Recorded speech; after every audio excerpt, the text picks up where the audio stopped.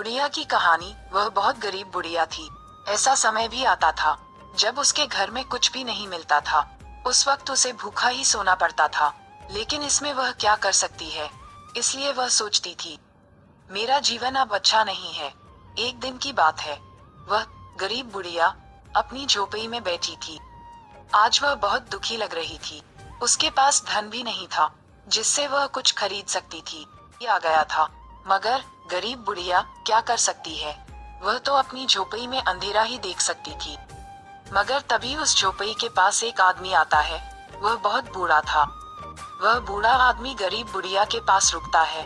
वह कहता है कि मुझे प्यास लगी है, थोड़ा पानी मिल सकता है। वह गरीब बुढ़िया कहती है, आप कुछ देर रुकिए, मैं अभी आती हूँ। वह गरीब बुढ़िया उसके लिए पानी लाती है। वह बूढ़ा आदमी कहता है कि कुछ खाने को मिल सकता है। वह गरीब बुढ़िया एक लड्डू लाती है। शेर, हाथी और बंदर की कहानी, जो कि उसे आज मिला था। इसके अलावा उसके पास कुछ भी नहीं था, मगर वह लड्डू भी गरीब बुढ़िया उसे ही देती है, क्योंकि उसे बहुत भूख लगी है। मेरा क्या है, मुझे तो आदत बन गई है। कभी कभी ऐसा समय भी आता है जब वह भूखी ही रहती है, मगर इसमें में वह कुछ नहीं कर सकती है। जब वह बूढ़ा आदमी लड्डू खा लेता है, उसके बाद कहता है कि तुमने मुझे पानी और भोजन दिया है, अगर तुम्हारी कोई भी इच्छा है तो मांग सकती हो। वह गरीब बुढ़िया कहती है, मेरी इच्छा भी बहुत कम हो गई है। अगर आप कुछ देना ही चाहते हैं तो मुझे कभी भोजन की कमी न हो।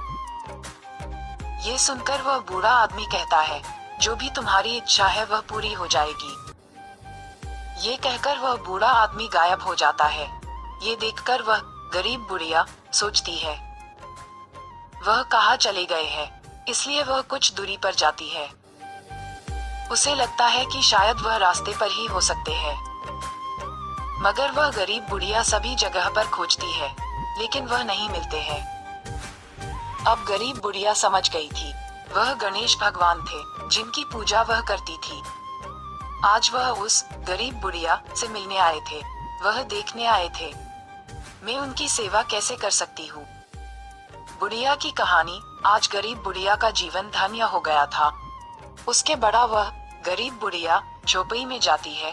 जब वह झोपड़ी में पहुंच गई थी, उसे यकीन नहीं हो रहा था। उसकी झोपड़ी में धन आ गया था। वह इतना धन था कि वह अपनी उम्र में भी उसे समाप्त नहीं कर सकती थी। अब उसे भोजन की कमी नहीं होगी। जब भगवान की हम पूजा हम सच्चे मन से करते हैं, तो वह भी हमसे मिलने आते हैं। इसलिए हमेशा समय कैसा भी हो, आपको अपनी पूजा को सच्चे मन से करना चाहिए।